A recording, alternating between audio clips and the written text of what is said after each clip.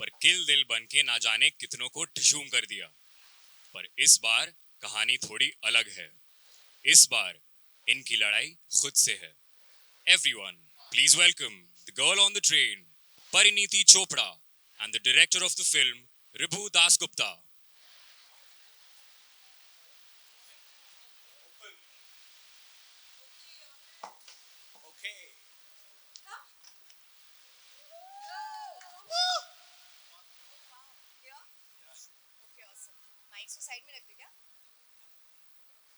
Hi everyone, good afternoon. Hello. Come, what are we doing? Oh, tum aa gaye. We'll do some photos first, we've been told, and then we will proceed. So I'll keep the mics with you.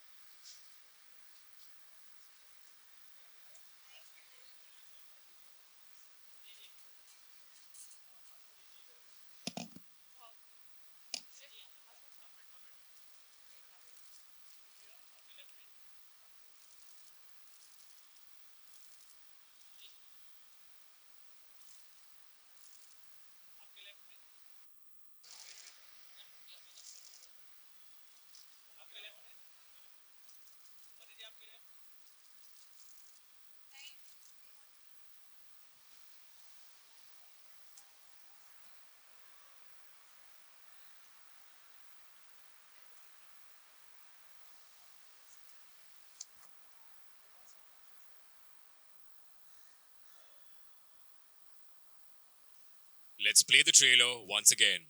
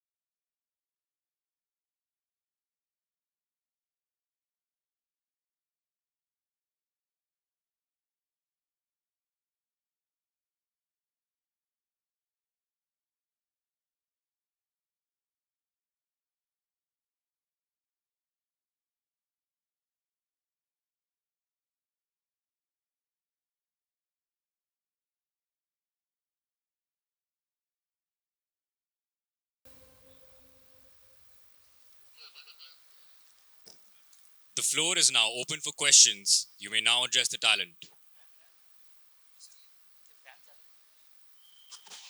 Yes. आज आप लोग पहचान में ही नहीं आ रहे. सबको PP kit पहना दिया. Good, safety Good. first ना? Safety first. लेकिन आपसे मुझे कौन सेफ रखेगा? नहीं सब सेफ है यहाँ पर. हर कोई. सबसे पहला सवाल आप ही का होने वाला है. हाँ, नॉर्मल क्वेश्चन. सो डिफरेंट किरदार है आपका एंड डार्क शेड्स में हम आपको देख रहे हैं फर्स्ट टाइम आई थिंक जितना मेरा नॉलेज है. सो कैसा रहा एक्सपीरियंस एंड अगर आप कुछ बता सके क्योंकि रिबू जी फर्स्ट टाइम आपके साथ में एसोसिएशन हो रहा है तो आपसे भी जानना चाहेंगे कि विथ परिणीति जी के साथ कैसा रहा एक्सपीरियंस. सो परिणीति जी पहले आप जो डार्क शेड्स है ये काफ़ी डिफरेंट अंदाज में दिखाई दे रहा है, अगर आप बता सकें. एक्चुअली आपके सवाल में ही मेरा जवाब है क्योंकि ऑब्वियसली जिस तरह की फिल्में मैं करती आई हूँ और जिस तरह का के किरदार मुझे ऑफर भी होते थे और मैं खुद सिलेक्ट भी करती थी, मैं उसको ब्रेक करना चाहती थी, मैं उसको तोड़ना चाहती थी. I wanted to do something जिसमें मैं आप लोगों को सरप्राइज कर पाऊँ. लोग ये फिल्म देख के बोलें कि अरे ये हमने पहले कभी देखा नहीं है. तो actually I am very glad and very thankful कि इन्होंने सोचा कि मैं ऐसी फिल्म कर सकती हूँ और मैं ऐसा रोल कर सकती हूँ, क्योंकि यूजुअली क्या होता है, आप जिस तरह का काम करते हैं वैसे ही काम आपको ऑफर होता रहता है, क्योंकि लोगों को लगता है आप वो ही कर सकते हैं। लेकिन एक्टर्स में इतनी ज़्यादा भूख होती है अलग अलग चीज़ें करने के लिए, वो जब तक आपको सही अपॉर्चुनिटी नहीं मिले आप दिखा नहीं सकते। सो फिंगर्स क्रॉस्ड, मतलब अब एक हफ्ते से भी कम रह गया है, 5 दिन रह गए हैं अब, and I am hoping to see, I am really waiting to see कि आप लोग क्या बोलते हैं ये देख के। बिल्कुल। रिभु जी, अगर आप बता सकें। I think what she mention कि उन्होंने पहले ऐसे काम नहीं किए, और कि जनरली मेकर्स प्रोड्यूसर्स आपको एक ढांचे में डाल देते कि आपको यही आता है, and you know kind of work you have done, वही आपका आगे का भी काम डिसाइड करता है। तो मुझे लगता है कि वो सबसे बड़ा बीट था मेरे लिए कि इनको ही कास्ट किया जाए, कि उन्होंने ऐसा काम किया नहीं है। क्योंकि मुझे पता है कि एक एक्टर जो होते हैं उनको they are thriving to do new work. तो अगर आप उनके सामने कुछ ऐसा कर्व बॉल फेंको, एक चैलेंज फेंको, तो आई थिंक उनका सबसे the best comes out of them. और मुझे बहुत मजा आता है ये ऐसे प्रोसेस ऑफ फिल्म मेकिंग में, जहाँ पे आप एक कलाकार को लेके पिक्चर बनाते हो, जहाँ पे उन्होंने जो भी काम किया है, you shed all those colours from them, और एक नया कलर आप एक साथ कोलैबोरेटिव मीडियम में कोलैबोरेट करते हो, एक नया कलर उभर के आता है, एक नया कलर बनाते हो, और वही इमेज वही कलर के साथ आप वो पिक्चर बनाते हो। तो मुझे लगता है वो एक नया फाइंडिंग है, नया विजन है। बट वो it can only be possible when the actor is so much hungry and so much looking to do so much new work. And I think मैं ये पहले भी कह चुका हूँ कि अगर मुझे ये फिल्म दोबारा बनाने कोई बोले, I would still want to make the film, I would again and again want to make the film with only her, because I think जैसे मैंने फिल्म एक डेढ़ साल पहले मैंने स्क्रिप्ट लिखी थी, और जैसे जैसे मुझे बनाना था, द विजन आई हैड, जो मुझे फाइनल कट जो हुआ है, तो फाइनली तो अभी 26 तारीख को रिलीज है। तो मुझे लगता है कि I think that was the best collaboration, and I think कि उन्होंने जो पहले नहीं किया है वो सबसे बड़ा प्लस था। जी। लंदन में ये सारी शूटिंग हुई है, तो अगर आप बता सके कि ट्रेन में ट्रैवल करने का कैसा रहा एक्सपीरियंस। आई एम श्योर आपको पता है कि लंदन मेरा दूसरा घर जैसा हाँ ही जी। है, वहीं पे मैंने पढ़ाई की है, मेरे मेरे दोस्त वहीं पे है, मेरी इतनी फैमिली वहाँ पर है। तो जितना भी मेरा ट्रेन का सफ़र का जो एक्सपीरियंस है वो सब लंदन में ही है। लेकिन ऑफ कोर्स एक बहुत अलग फीलिंग होती है जब आप उस ट्रेन पर बिना टिकट के एक्टर के बतौर शूटिंग के लिए चढ़ते हैं, वो बहुत अलग फीलिंग होती है। एंड कितनी बार मैं इतना इमोशनल फील करती थी कि कैसी ज़िंदगी है कि 10 साल पहले मैं इन्हीं ट्रेन्स में सफ़र करती थी काम ढूंढने के लिए या जॉब्स पे जाने के लिए, और आज मैं उसी ट्रेन पे बैठ के मेरा कोई शॉट ले रहा है, मेरे कोई क्लोजअप ले रहा है। तो I guess this is life, मतलब मेरे नाम का मतलब ही डेस्टिनी है, और मैं बहुत डेस्टिनी में बिलीव करती हूँ कि ऐसी चीज़ें होनी चाहिए। So I am very happy, many experiences came together. So, Girl on the Train is already one Hollywood film, The Girl on the Train. So, when it comes to, as you said, written and directed, and मतलब आपने पूरा 1 साल पहले उस पर काम किया, तो आई एम श्योर आपने वो फिल्म देखी होगी और उसके बाद इंस्पायर होंगे। So how changes we are gonna see in this when it comes to director point of view, क्योंकि जब हम एक फिल्म का रीमेक देखते हैं तो there are so many things जो काफ़ी सिमिलर होती है। So when it comes to this film जो कि बॉलीवुड फिल्म हम कहेंगे, सो कितना चेंज हमें दिखने वाला है, क्या शॉर्ट्स हमें कुछ अलग दिखने वाले हैं या it is very much similar? What are the differences we are gonna see in that? What difference do you see now? And because I'm sure you've seen the original, I'm sure you found something new here. That I can only hope for that. But see, the idea was to make, of course, when the original film had come in 2016, I had seen the trailer in the beginning. 2013. 13? No, 16. Okay, maybe Yeah. I am bad in that. Yeah. So I had seen the trailer, and I thought that this is something I should get into and try to make. And then I saw the film, but I didn't know that who has the rights for the film. But then of course Reliance had the rights for the film, and Shibashish had offered me the film, and he said that, do you want to make this? And I said, oh, lovely. I was wondering कि किसके पास rights है. But एक बड़ा सवाल था. The bigger question was that कोई भी film हो, रीमेक बनाओ कि नॉवेल से आप उसको अडेप्ट करो, what will be your take as a maker? That is very important. वो सवाल का अगर आंसर नहीं है तो पिक्चर नहीं बनानी चाहिए.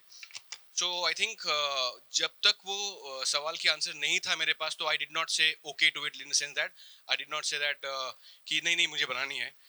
First I asked myself that question, that what is your take, what will you bring here, because the film is out, there's a book, everything is there. So that is very important. So I think I found that answer somewhere in this journey, and then I wrote the script.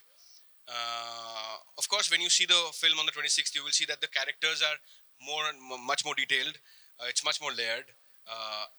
Layered in terms of me as a maker. I'm not saying that वो कम layered था, ये ज़्यादा layered है, not at all. Or of course, it's a Hindi film. I am a Hindi film industry filmmaker.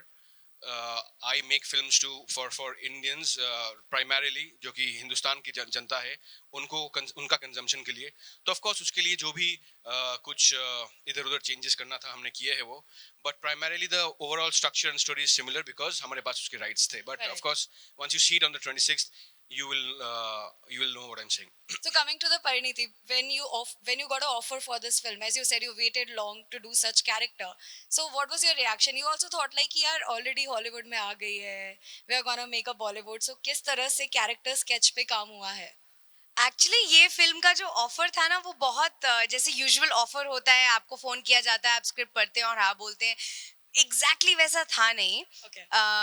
So basically what happened was, मैं already जिस तरह की फिल्में कर रही थी, मैं 2-3 सालों से सोची थी कि मुझे कुछ अलग करना है यार, मैं बोर हो रही हूँ. मैं बोर से ज्यादा, बोर गलत वर्ड है, मैं सैचुरेट हो रही थी क्योंकि मुझे लग रहा था मैं कितना और अलग करूं.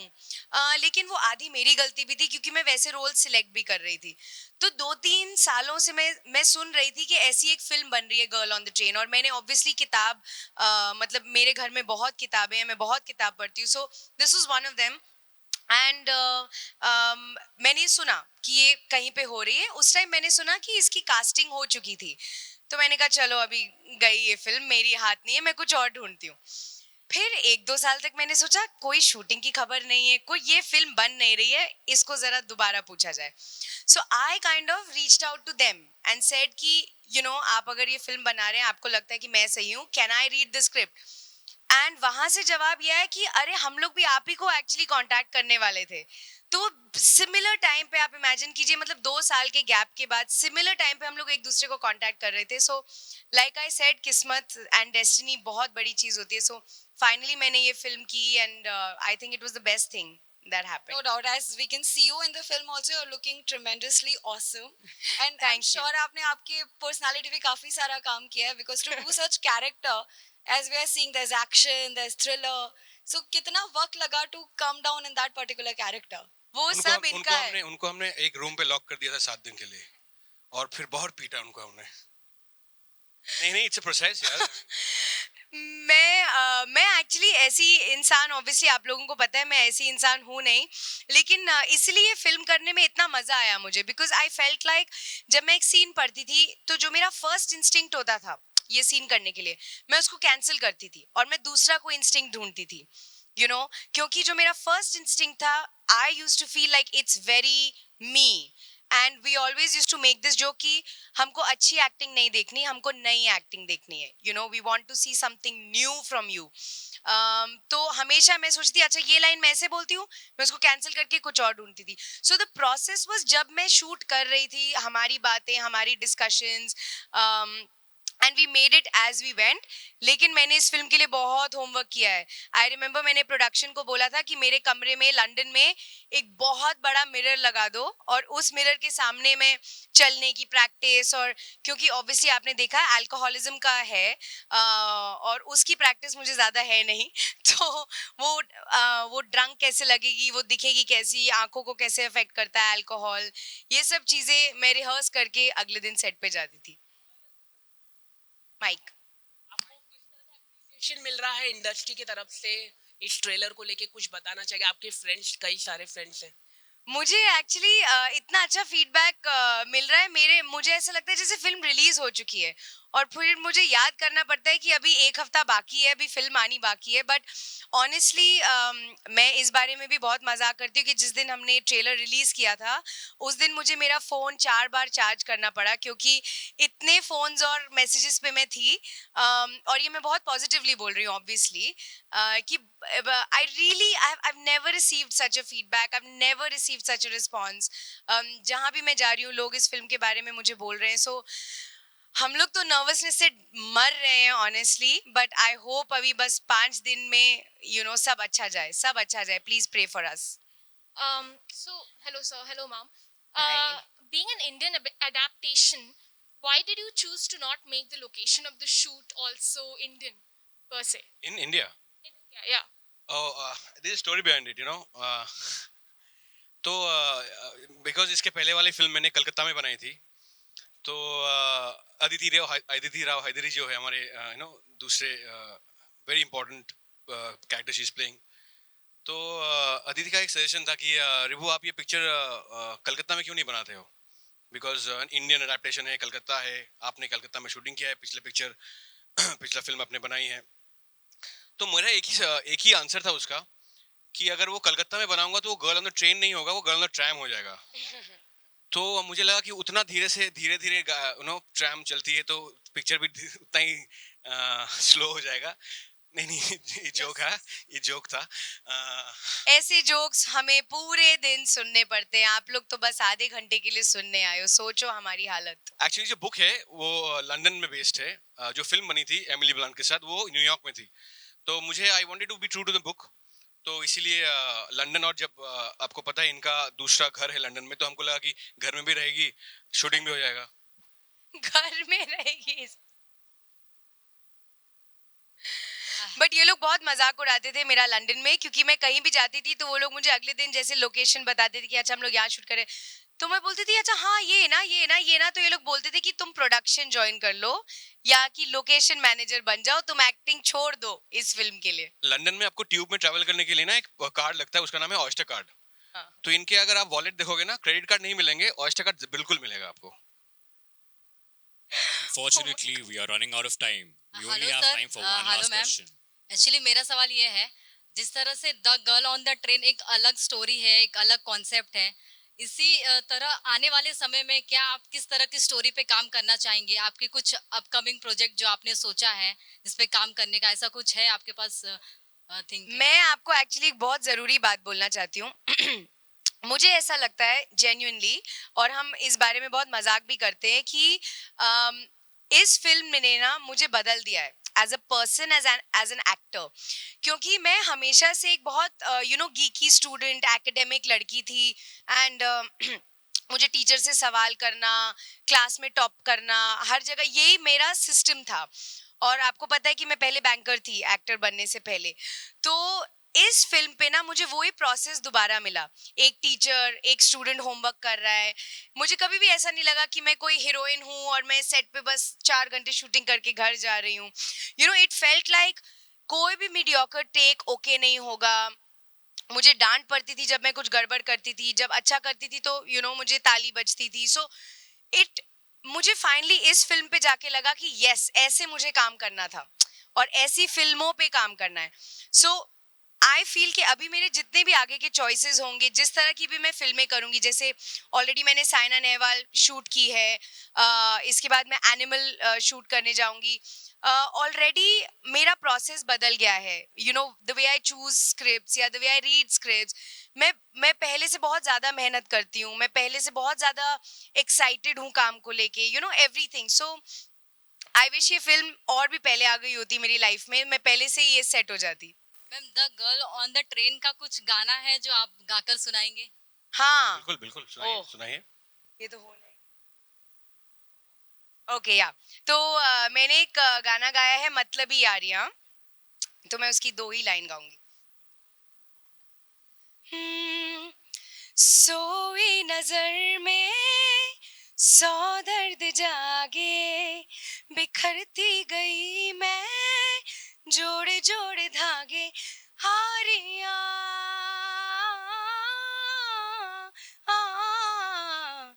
यारा मतलबी थी तेरी यारियां हारियां यारा मतलबी थी तेरी यारियां. सुपर. सुपर. Thank you.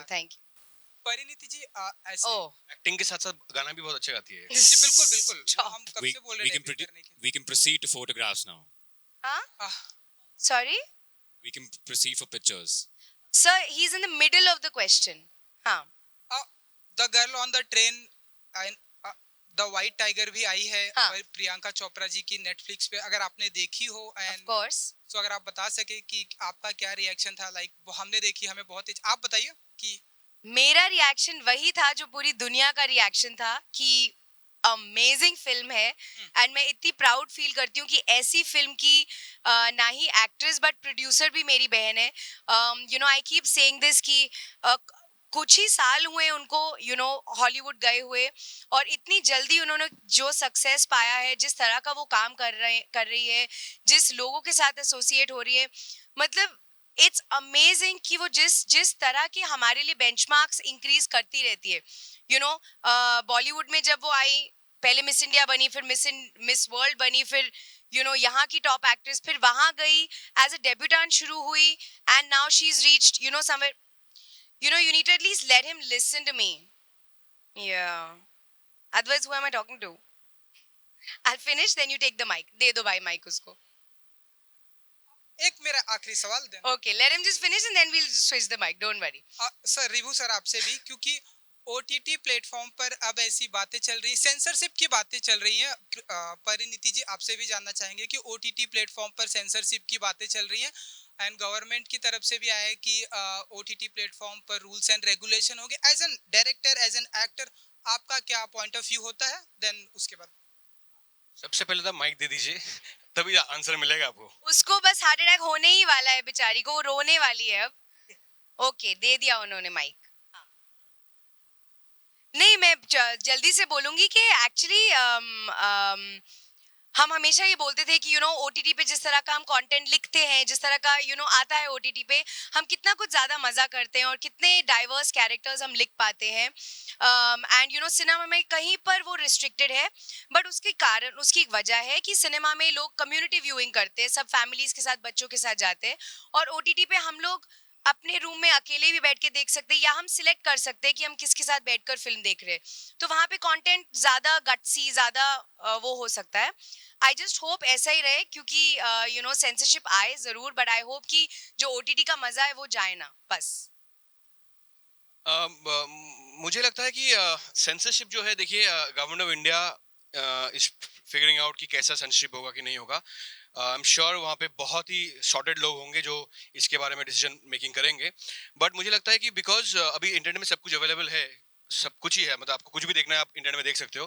तो अगर आपको कर्ब करना है कुछ भी, तो सेंसरशिप ना करे, उसको रेटिंग सिस्टम कर दे, सो दैट उनके लिए भी वो it will be good for them in the sense that they will know that ये कंटेंट है, ये 10 साल के ऊपर के लोगों के लिए है या 18 साल के ऊपर के लोगों के लिए है, जो भी है. तो आई थिंक रेटिंग सिस्टम हो जाएगा अगर होता है तो, या कोई भी एनीथिंग अराउंड दैट. तो आर्टिस्ट, मेकर्स, राइटर्स भी एक तरफ सोचेंगे कि नहीं, हमारा क्रिएटिव फ्रीडम को कर्ब नहीं किया गया है, और गवर्नमेंट की तरफ से भी जो भी ये डिसीजन मेकिंग हो रहा है, आई एम श्योर उनको भी लगेगा कि नहीं, करेक्ट वे में ये हुआ है. सो आई थिंक दिस इज एक मिड ग्राउंड में आना पड़ेगा, एंड आई थिंक वही प्रोसेस चल रहा है, एंड आई थिंक कुछ महीने में सॉल्व हो जाएगा. परिणीति, जैसे कि आप लंदन में लोकल ट्रेन में सफ़र करती रहेगी, ट्रेनों में, तो यहाँ पर तो आप अपनी लग्जरी कार में सफ़र करती है, तो कहीं ना कहीं इन दिनों बजट आपका बिगड़ा होगा पेट्रोल प्राइस हाइक से. तो इस मुद्दे पर आप लोगों के क्या टेक है? What is your take on that? Metro में सफ़र करते हुए देख, ऑफ कोर्स, क्यों नहीं, मुझे बहुत अच्छा लगता है. मैं मेरे पास हमेशा से कार्स नहीं थी, तो मैं मेट्रोज में और ट्रेन्स में और चल के भी, मतलब मेरे कॉलेज डेज में मैं जाती थी. सो ऑफ कोर्स, बट यस, मैं पेट्रोल हाइक पे कुछ नहीं बोलूंगी, क्योंकि मुझे उसके बारे में नॉलेज नहीं है ज़्यादा. Sorry, we'll just take one question from you. Sorry.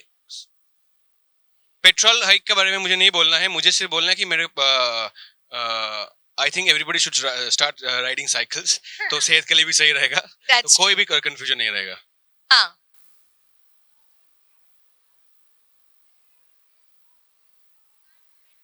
Something like that.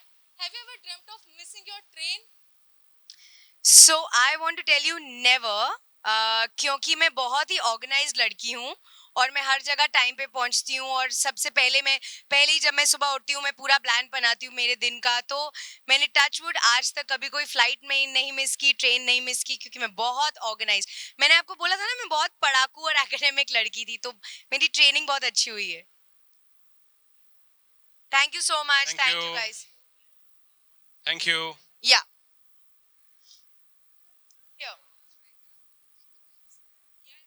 Thank you everyone यहाँ आने के लिए और इस इवेंट को सक्सेसफुल बनाने के लिए. तो भूलिए मत, the girl on the train, releasing 26 February only on Netflix.